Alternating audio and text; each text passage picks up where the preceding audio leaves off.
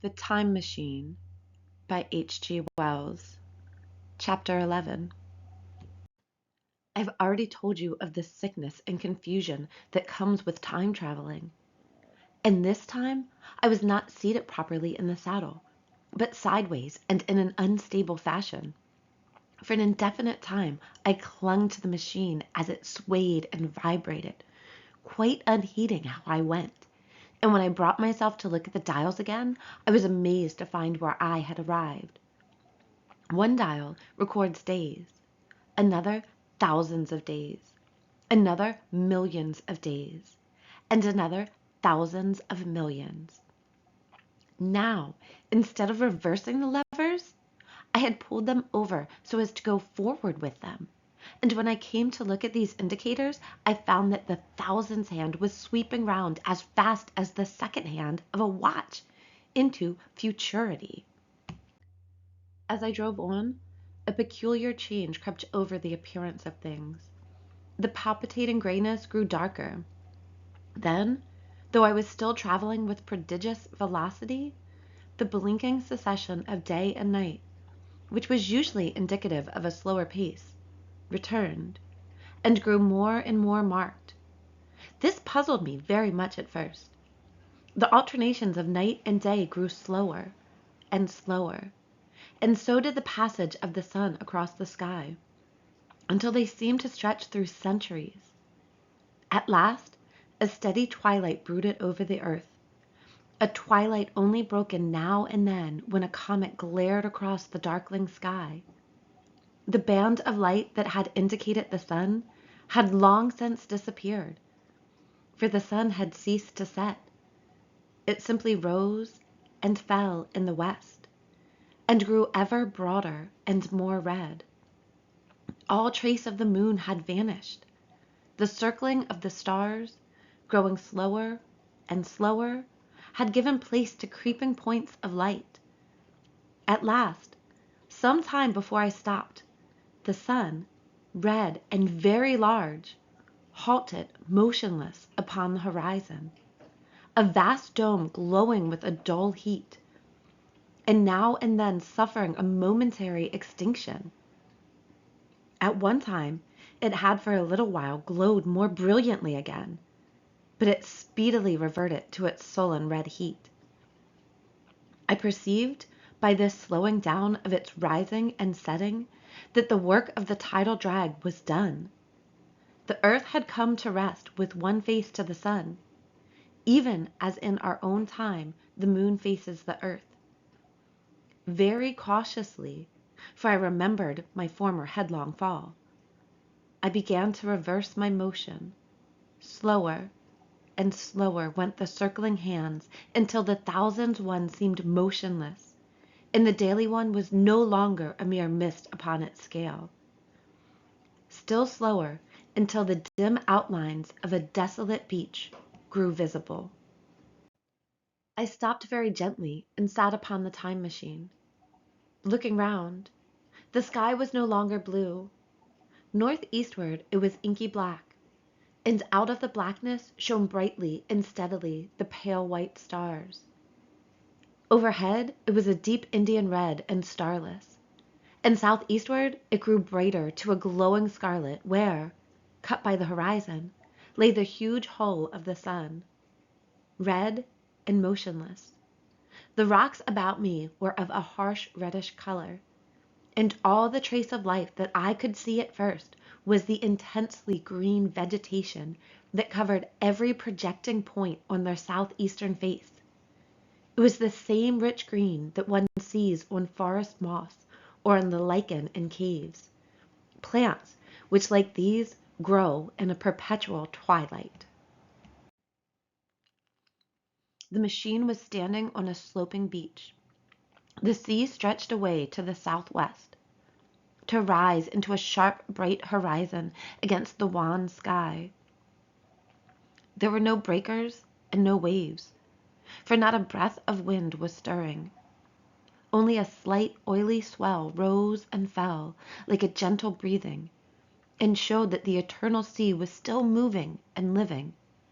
And along the margin, where the water sometimes broke, was a thick incrustation of salt, pink under the lurid sky.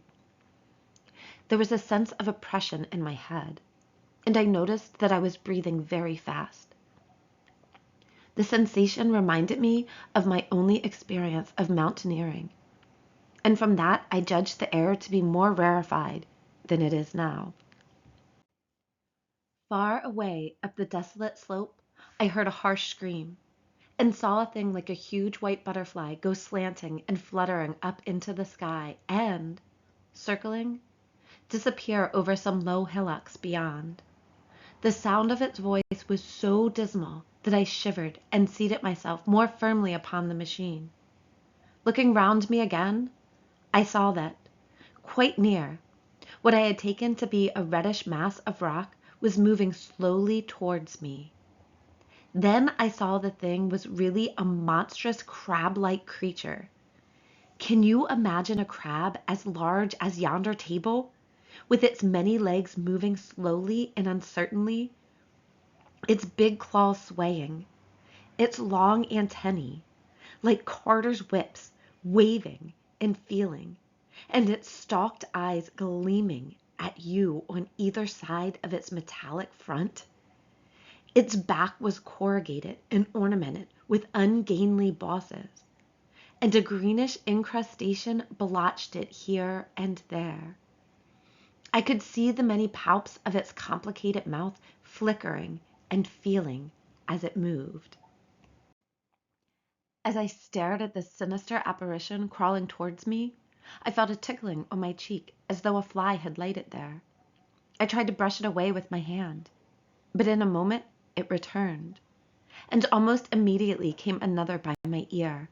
I struck at this and caught something thread-like. It was drawn swiftly out of my hand. With a frightful qualm, I turned, and I saw that I had grasped the antenna of another monster crab that stood just behind me. Its evil eyes were wriggling on their stalks. Its mouth was all alive with appetite, and its vast, ungainly claws, smeared with an agile slime, were descending upon me. In a moment my hand was on the lever, and I had placed a month between myself and these monsters.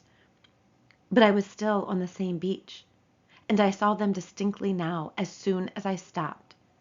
Dozens of them seemed to be crawling here and there, in the somber light, among the foliated sheets of intense green. I cannot convey the sense of abominable desolation that hung over the world. The red eastern sky, the northward blackness, the salt Dead Sea, the stony beach crawling with these foul, slow-stirring monsters, the uniform poisonous-looking green of the lichenous plants, the thin air that hurts one's lungs, all contributed to an appalling effect. I moved on 100 years, and there was the same red sun, a little larger, a little duller, the same dying sea, the same chill air, and the same crowd of earthy crustacea creeping in and out among the green weed and the red rocks. And in the westward sky, I saw a curved pale line like a vast new moon. So I traveled, stopping ever and again, in great strides of 1,000 years or more, drawn on by the mystery of the earth's fate, watching with a strange fascination the sun grow larger and duller in the westward sky, and the life of the old earth ebb away. At last, more than 30 million years hence, the huge red-hot dome of the sun had come to obscure nearly 1/10 part of the darkling heavens. Then I stopped once more, for the crawling multitude of crabs had disappeared, and the red beach, save for its livid green liverworts and lichens, seemed lifeless. And now it was flecked with white. A bitter cold assailed me. Rare white flakes ever and again came eddying down. To the northeastward, The glare of snow lay under the starlight of the sable sky, and I could see an undulating crest of hillocks, pinkish white. There were fringes of ice along the sea margin, with drifting masses further out. But the main expanse of that salt ocean, all bloody under the eternal sunset, was still unfrozen. I looked about me to see if any traces of animal life remained. A certain indefinable apprehension still kept me in the saddle of the machine, but I saw nothing moving, in earth or sky or sea. The green slime on the rocks alone testified that life was not extinct.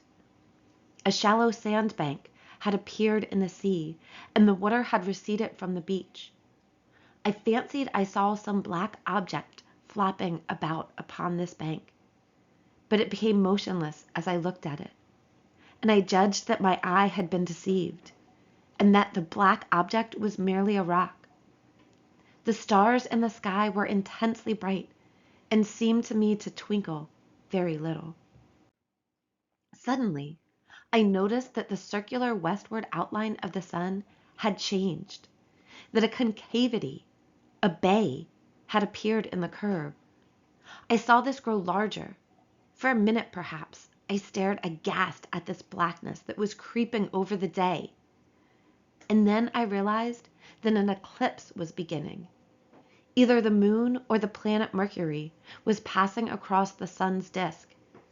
Naturally, at first I took it to be the moon, but there is much to incline me to believe that what I really saw was the transit of an inner planet passing very near to the Earth. The darkness grew apace.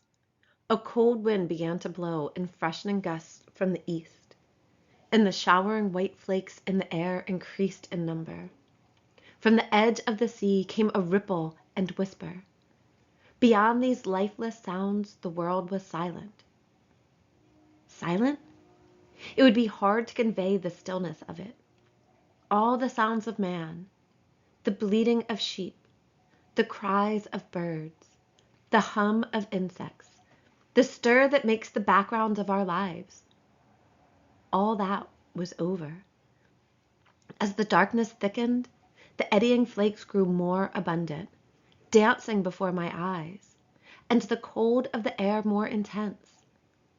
At last, one by one, swiftly, one after the other, the white peaks of the distant hills vanished into blackness. The breeze rose to a moaning wind. I saw the black central shadow of the eclipse sweeping towards me. In another moment, the pale stars alone were visible. All else was rayless obscurity. The sky was absolutely black. A horror of this great darkness came on me. The cold that smote to my marrow, and the pain I felt in breathing, overcame me. I shivered, and a deadly nausea seized me. Then, like a red-hot bow in the sky, appeared the edge of the sun. I got off the machine to recover myself. I felt giddy and incapable of facing the return journey. As I stood sick and confused, I saw again the moving thing upon the shoal. There was no mistake now that it was a moving thing. Against the red water of the sea, it was a round thing, the size of a football perhaps. Or it may be bigger, and tentacles trailed down from it. It seemed black against the weltering blood-red water, and it was hopping fitfully about.